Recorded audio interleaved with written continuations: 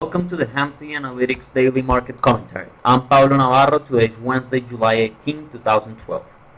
For the market internals, the New York Stock Exchange advanced decline differential closed at 678. Nasdaq advanced decline differential closed at 464.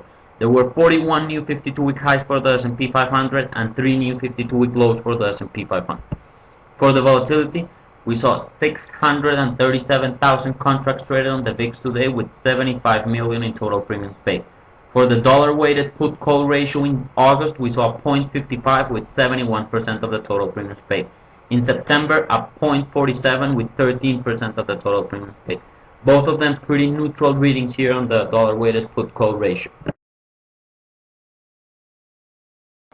Here we have the daily chart for SPX. We have another update today, almost 0.7% or 10 here on SPX.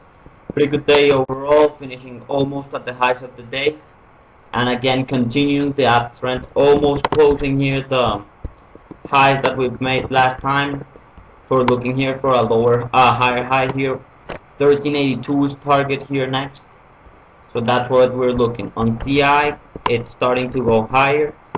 And CI diff, you could see here now turn to the upside pretty good. We can see here a really small upturn here on CI Sigma channel width. We want to see this increase a lot to the upside, maybe get a couple of new highs with earnings season. On the intraday chart for SPX, here we can see basically today was an uptrend all day. We made a low in the morning, and after that we just started making new highs. When we stopped making new highs, we just started flat, a couple of down ticks, and then came back finishing up almost 10 handles as I mentioned. Pretty good day overall here on the market. Also the Dow Jones up over 100 points, which is pretty good, and Nasdaq up 32.5 handles. We're gonna look here at SPY. Here we have the daily chart for SPY. Pretty solid up bar. You can see it here. We want to continue to break this 38.31 level, which is the positive 2 sigma, and that will be a continuation of higher highs and higher lows on this trend and move higher. On the weekly chart for SPY, you can see here we broke the 0 sigma line, which is pretty important here. We want to see a close above the 0 sigma. On the weekly chart, we have not crossed it since we broke it here in 2012. We did not close above the 0 sigma any weekly. So it's going to be pretty important here to change the trend also on the weekly. You can see this trend line here on the weekly chart going higher. We want to make that close, and then we will be looking at 139.50 and 142.90. Those are going to be the targets on a longer time frame. You can see here also on the weekly chart we're turning on the CI, now pointing higher. CI dip, made a low, and now going up. Also, we want to start looking at this Sigma channel width to increase to the upside. That's going to happen when we get a move higher here. So overall, daily and weekly chart looks good for the upside. Now looking at GLD, start with the daily chart. We have an update on a down day on GLD. Again, pretty flat, same range that we've been failing to cross the 0 sig and finish there. You could see here we had it yesterday and today. We continue to make these higher lows. Overall, pretty tight range. You can see how the Sigma channels are compressing right now. You can see it here on the Sigma channel width, pretty low.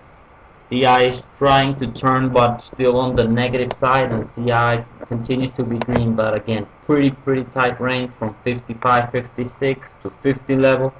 We want to see a break to either side on those on the daily chart. For the weekly chart on GLD, here we have the weekly chart. Red candle again, not even close to the 57.50 of the 0 sigma that we want to break to get higher prices on the GLD, and we're maybe looking for the 149.84 level is the next target here on the weekly, and then 146. Those are gonna be critical here. So we're still looking at a pretty tight range here on the weekly chart. We want to see a break maybe before getting into any side of the trade. On the moving averages for GLD, we continue to fail here at the 50-day moving average on the daily chart. You can see here it showed all the trend line from here, a couple of breaks, but it didn't last even a day. And again, yesterday we failed at that level, and today we're failing at the 20-day moving average. So lots of resistance here to the upside. You can see here we have like a triangle forming. It's right now coiling up pretty fast, so we're gonna see if we get a break either to the downside or to the upside. Below that, we already got the targets on the weekly chart. Last chart we're looking at is gonna be the VIX.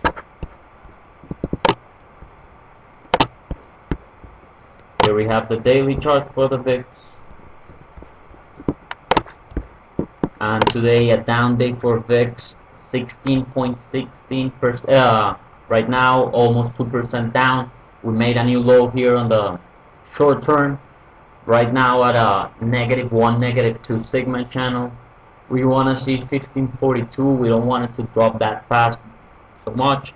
And again, on the upside, we're looking for almost 18, which is the 0 sigma. On the CIs, we continue to have a downward CI here. It's now green, so we have to be cautious here, but still pointing lower. CI diff clearly pointing lower.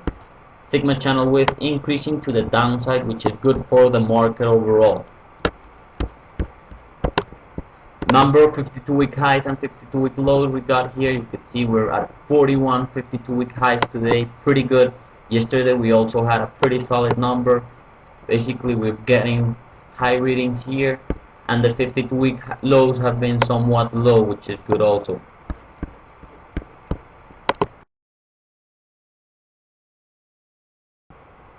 We have a special offer by TradeStation. Get your Hamsing Analytics proprietary indicators paid by TradeStation.